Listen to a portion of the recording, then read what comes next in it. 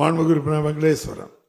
மாண்புமிகு பேரவைத் தலைவர்களே, மாண்புமிகு பால்வளத்துறை அமைச்சருக்கு நன்றி தெரிவித்துக் கொண்டு, அது மட்டும் இல்லாமல் பால் கொள்முதல் ஆணையம் அமைக்க வேண்டும் கேட்டுக்கொண்டு, அப்பொழுதுதான் ஏன்னா தனியார் துறையில் இப்போ நம்ம பால் சொசைட்டி இல்லாத இடத்துல அவங்க ரேட் ரொம்ப குறைவாக வாங்குறாங்க, சொசைட்டி இருக்கிற இடத்துல அதிகமாக வாங்குறாங்க. அதனால் பால் கொள்முதல் ஆணையம் அமைச்சா நன்றாக இருக்கும் என்று கேட்டுக்கொண்டு, அது மட்டும் இல்லாமல் ஆவின் பாலகத்தை நம்பி பால் ஊற்றும் அந்த பால் உற்பத்தியாளர்களுக்கு தீவன பயிர் ஒரு 50% மானியத்தில் கொடுத்தா நமது ஆவின் பாலகம் இன்னும் நிறைய மக்கள் பயனடைவாங்க.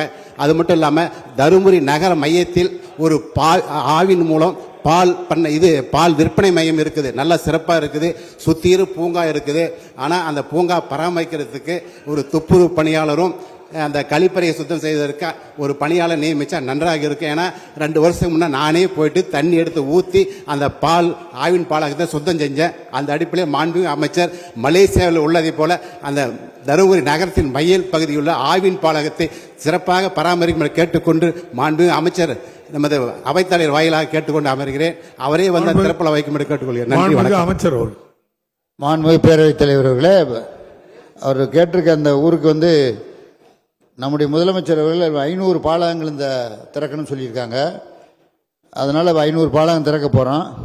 பால் உற்பத்தி 13 லட்சம் லிட்டர் கூட்டியிருக்கான். இப்போ லீன் பீரியடு 2 மாதம் நேற்று கூட சொல்லியிருக்கேன். அப்படி இருந்தால் கூட 13 லட்சம் லிட்டர் பழைய அரசாங்கத்தோட நம்ம கூட்டியிருக்கோம். அதனால் பிரச்சனை ஒன்றும் கிடையாது. இந்த கட்டடத்தை கட்டி கொடுத்துட்டா உங்களுக்கு பால் புத்தகத்தை ரெடி பண்ணி கொடுத்துட சொல்கிறேன். ஏன்னா நான் கிருஷ்ணகிரி நீங்கள் ஜிஎம் கான்டாக்ட் பண்ணால் நான் உடனே நானே பேசி ரெடி பண்ணி கொடுங்கன்னு சொல்லிடுறேன். நீங்கள் நல்லமல்லி ஊராட்சி ஒன்றியத்திலேருந்து அந்த பால் ஒன்றியம் பிரமாதமாக செயல்படும். உங்களுக்கு அதில் ஒன்றும் எந்த மாறுதலும் இல்லை என்பதை தெரிவித்துக் கொள்கிறேன்.